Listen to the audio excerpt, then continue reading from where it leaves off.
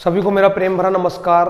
मैं दोबारा एक नई वीडियो के साथ आपके सामने प्रस्तुत हो गया हूं। मेरा नाम है अभिषेक और आप सभी का स्वागत है मेरे चैनल एडुपाथ शिक्षा की पाठशाला पे। तो वैसे कि हम डिस्कस कर चुके हैं इसे कई बार कि हम आपको हैंड रिटन नोट्स भी प्रोवाइड करते हैं। जो बच्चे 10th या 12th की प्रिपरेशन कर रहे हैं बोर्ड एग्जाम की, either they are preparing for competitive exams, तो हम लोग नोट्स प्रोवाइड करते हैं, वो है हैंड रिटन नोट्स। तो जैसा कि मैं आज हैंड रिटन नोट्स लेके आया हूँ तो दिखाना चाहता हूँ सर्कुलर मोशन। अगर आपने चैप्टर सुना हो जो कि क्लास 11th का चैप्टर है, तो ये चैप्टर वैसे बुक में आप देखेंगे तो काफ़ी बड़ा है और हम लोगों ने इसको शॉर्ट नोट्स में प्रिपेयर किया है। ये लगभग आप देखेंगे कि 2 पेज में लगभग पूरा चैप्टर तैयार हो गया है। 2 पेज में पूरा चैप्टर, सारे डेरिवेशन है, सब कुछ है। ओवरऑल एक शॉर्ट नोट्स है। तो अगर आप देखेंगे 30 चैप्टर्स होंगे तो 60 पेजेस होंगे, केवल 60 से 70 पेजेस।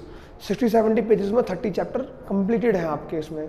तो बहुत ही शॉर्ट नोट्स हैं और इसमें जो 1 पेज एक्स्ट्रा है ये है जेई के लिए। तो ये शॉर्ट नोट्स नहीं होंगे, इसमें तो आपको काफ़ी हद तक बड़े बड़े नोट्स मिलेंगे, एक तरह से पूरा मटेरियल।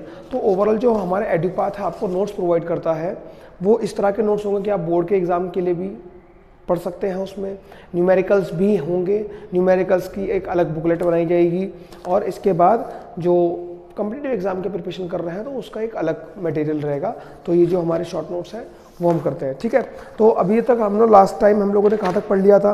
लास्ट टाइम हम लोगों ने पढ़ लिया था linear velocity, angular velocity, linear displacement, angular displacement तक। आज हमारा टॉपिक है वो है relation between linear and angular velocity. तो लीनियर वेलोसिटी वैसे क्या होता है? v होता है, हमने पढ़ा है। एंगुलर वेलोसिटी क्या होता है? ओमेगा, ठीक है। आज हम इनके बीच में रिलेशन निकालेंगे। तो रिलेशन निकालेंगे सबसे पहले हम ध्यान रखेंगे एक हमारे पास फॉर्मूला होता है एंगुलर डिस्प्लेसमेंट का। फॉर्मूला क्या होता है? Angular displacement is equals to linear displacement upon radius. ये तो फॉर्मूला होता है, ये एंगुलर डिस्प्लेसमेंट है। ये कौन सा डिस्प्लेसमेंट है? Linear displacement. और ये क्या है? रेडियस। किस सर्कल का हम लोगों ने पढ़ा था। अब हम क्या करेंगे, डेल्टा टी का जो है वो डिवाइड कर देंगे बोथ साइड, ठीक है। हमने डेल्टा टी का डिवाइड दोनों तरफ कर दिया। आप क्या ध्यान देंगे इसमें कि delta theta upon delta T आ गया, क्योंकि दोनों तरफ डिवाइड कर रहे हैं तो डिवाइड उधर भी चला जाएगा। मैंने आर को अलग निकाल लिया, 1 अपॉन आर अलग लिख लिया और delta S upon delta R लिख लिया। अब हम क्या देख रहे हैं कि delta theta upon delta T एक फॉर्मूला होता है, अगर आपने ध्यान दिया हो, आपको याद हो, तो उस फॉर्मूले का नाम है ओमेगा, क्योंकि ये एंगुलर वेलोसिटी का फॉर्मूला है। और ये क्या है? 1 अपॉन आर। ये किस चीज़ का फॉर्मूला होता है? लीनियर वेलोसिटी का। आर इधर भेज देंगे, v इक्वल्स टू कितना आ गया? R omega. कैसे आया? आर को इधर भेज दिया तो आर ओमेगा हो गया, v equals to R omega. अब ये जो फॉर्मूला हमारा निकला है, इस फॉर्मूले से हमें समझ में क्या आएगा? समझ में क्या आएगा इस फॉर्मूले से कि अगर कोई सर्कल है, उस सर्कल पे कोई पार्टिकल, कोई बॉडी है, उसके पार्टिकल, ये एक पार्टिकल है, ये एक पार्टिकल है, ये एक अलग अलग ऐसे कई सारे पार्टिकल हैं। तो आप देखेंगे तो ये जो अलग अलग पार्टिकल है ये अलग अलग रेडियस पर, ध्यान से देखो ना कि ये इतना बड़ी बॉडी है, इसकी जो पार्टिकल्स हैं उनकी जो रेडियस, जिनकी रेडी है, हम कह सकते हैं ना, रेडियस क्या होता है? रेडियस होता है सिंगुलर और रेडी क्या होता है? प्लूरल। यहाँ पे कई सारे रेडियस है इसके। तो आप देखेंगे इसके अलग अलग, जो यहाँ पर पार्टिकल होगा उसकी सेंटर से डिस्टेंस अलग होगी, इसका रेडियस अलग होगा, है ना, इसका रेडियस अलग होगा, इसका रेडियस अलग होगा, सबका रेडियस अलग अलग है। तो इस फॉर्मूले से हमें समझ में आ रहा है कि जो लीनियर वेलोसिटी होगी इस बॉडी के जो अंदर के जो पार्टिकल्स हैं उसके हर पार्टिकल्स की अलग अलग लीनियर वेलोसिटी होगी। समझ में आया ना? लेकिन जो एंगुलर वेलोसिटी होगी, क्योंकि एंगुलर वेलोसिटी का फॉर्मूला क्या होता है? एंगुलर वेलोसिटी का फॉर्मूला होता है delta theta upon delta T. ये तो फॉर्मूला होता है, एंगुलर वेलोसिटी का formula delta theta upon delta T होता है। तो जो एंगुलर वेलोसिटी में एंगल डिपेंड करता है ना, सबका एंगल तो बराबर ही है, ये सारी जितने पार्टिकल है उन सबका एंगल बराबर है। तो हम देखेंगे एंगल, क्योंकि एंगल में कोई बदलाव नहीं हुआ तो एंगुलर वेलोसिटी में भी कोई बदलाव नहीं होगा। जितने भी पार्टिकल्स होंगे उस बॉडी के अंदर, सभी पार्टिकल्स की जो एंगुलर वेलोसिटी है वो सेम रहेगी, लेकिन सभी पार्टिकल्स की जो लीनियर वेलोसिटी है वो अलग अलग होगी। जिसकी जितनी ज़्यादा दूरी है उसकी लीनियर वेलोसिटी उतनी ज़्यादा होगी, जिसकी कम दूरी है उसकी लीनियर वेलोसिटी उतनी कम होगी। अब हम पढ़ते हैं सेंट्रीपिटल एक्सेलरेशन, या उसको रेडियल एक्सेलरेशन भी बोलते हैं, है ना। तो वो अभी हम पढ़ेंगे, तब तक ही नोट कर लीजिए आप। तो अब हम पढ़ रहे हैं सेंट्रीपिटल एस्कलरेशन। क्या होता है सेंट्रीपिटल एस्कलरेशन, वो भी हम देख लेते हैं।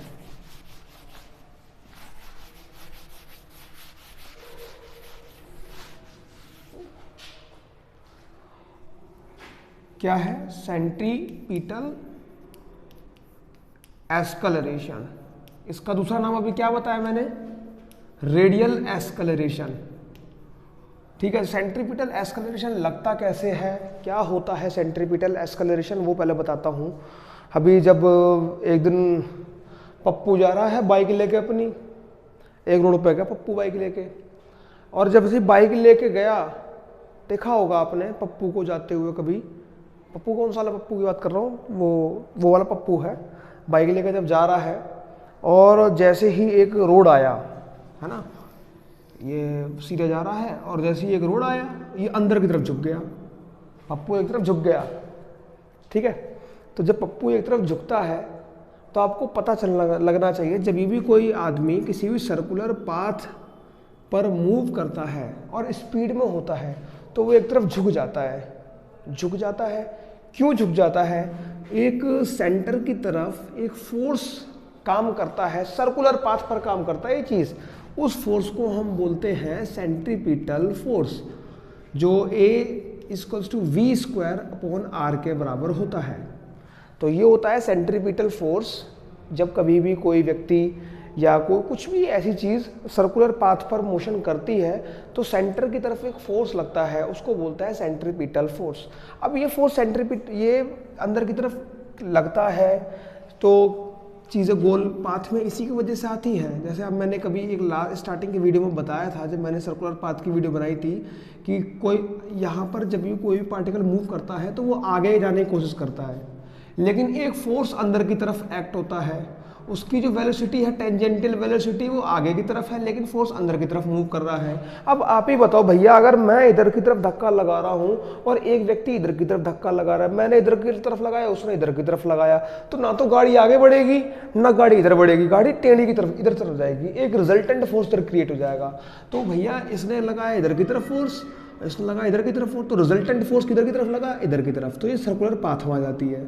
और यही जो अंदर की तरफ फोर्स लगता है ये होता है ग्रेविटेशनल फोर्स। जिस तरह से होता है ना, काम करता है सेंटर की तरफ।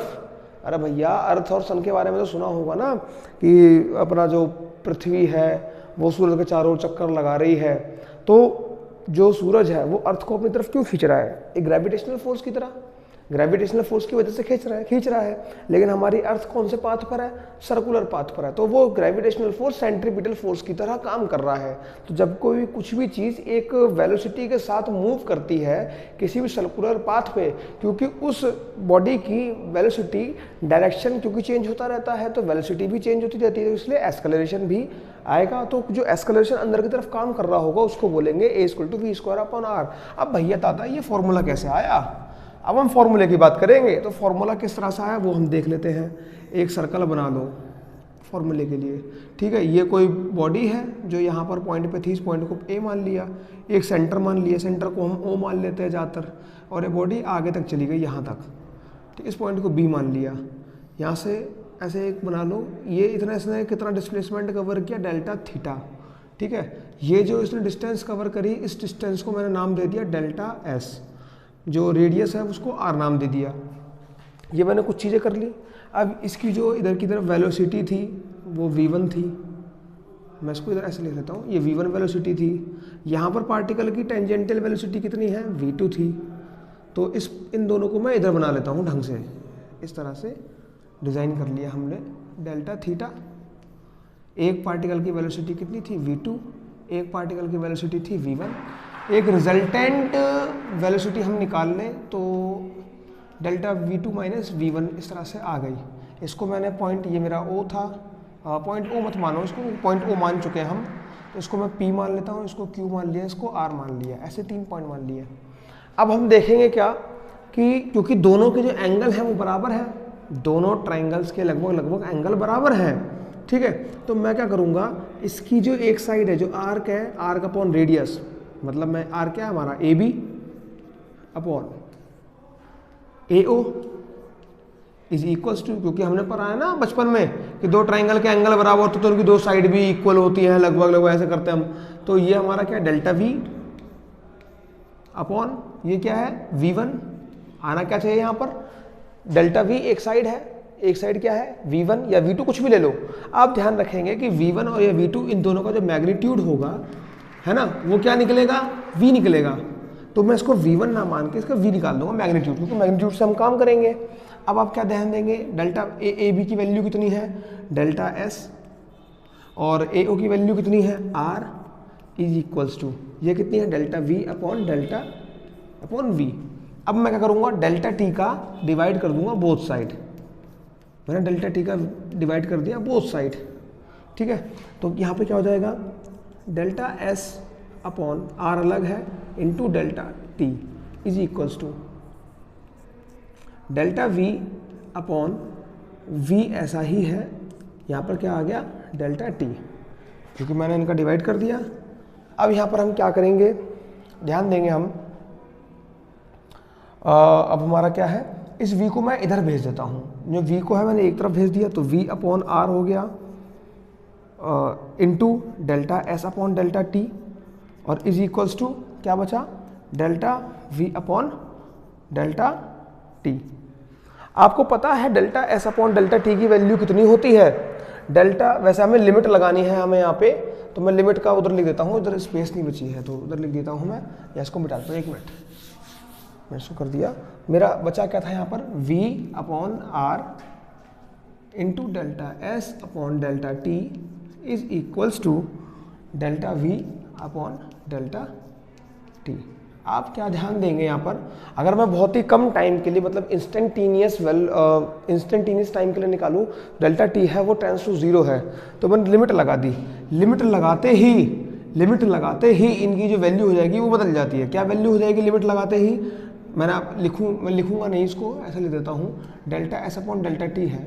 जैसे ही मैं लिमिट लगाऊंगा तो यहाँ पर क्या लिख जाएगा, यहाँ पर लिख जाएगा limit delta T tends to 0, ये लिख जाएगा, और इसकी वैल्यू क्या होती है, V। तो आपको यहाँ समझ में आ जाएगा इसकी वैल्यू क्या हो जाएगी, V, और इधर V अपॉन R था, इधर क्या हो जाएगा, यहाँ पर delta V upon delta T की वैल्यू क्या होती है, ओमेगा, यहाँ पर delta V upon delta T की वैल्यू क्या होती है, A। तो अब क्या आ गया वैल्यू, A ऐसा का ऐसा ही रखा है। ये हमने फॉर्मूला पढ़ा है ना, speed acceleration is equals to velocity upon time, V equal to U plus AT वाले फॉर्मूले से। यूनिफॉर्म वेलोसिटी 0 है तो A is equals to V upon T, या आप इस तरह से निकाल सकते हो, V ऐसा का ऐसा ही है, U इधर आ गया तो V minus U upon T is equals to A। तो वही चीज़ मैंने निकाली है यहाँ पर, तो A ऐसा का ऐसा ही रहेगा। A की वैल्यू कितनी आ गई, V स्क्वायर अपॉन R। इस V और V का मल्टीप्लाई हुआ तो A की value V square upon R आ गई। अब क्योंकि हमें पता है कि जो V है वो R ओमेगा के बराबर होगा, जो V है वो R ओमेगा के बराबर है, तो यहाँ पर A की वैल्यू क्या आ जाएगी, R स्क्वायर, यहाँ पर V की जगह मैंने वैल्यू रखी R square omega square upon R।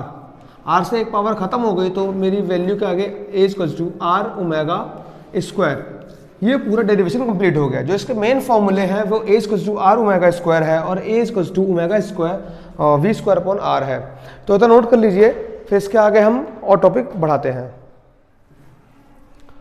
तो अभी हम लोगों ने सेंट्रीपिटल एक्सेलरेशन पढ़ लिया, अब हम पढ़ेंगे टेंजेंटल एक्सेलरेशन और भी जो चीज़ें हैं वो पढ़ते हैं, ठीक है। क्या पढ़ना हमने, टेंजेंटल एक्सेलरेशन। वैसे टेंजेंटल एक्सेलरेशन क्या आपको पता है टेंजेंटल एक्सेलरेशन क्या होता है? तो बताते हैं टेंजेंटल एक्सेलरेशन होता क्या है।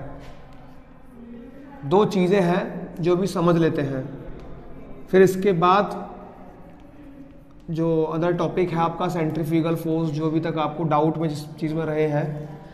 तो टेंजेंटल एक्सेलरेशन क्या होता है? अगेन मैंने एक सर्कुलर पाथ बना दिया, एक बॉडी मूव कर रही है, ठीक है। सबसे पहले आप ध्यान रखेंगे मैं बात कर रहा हूं in non uniform circular motion.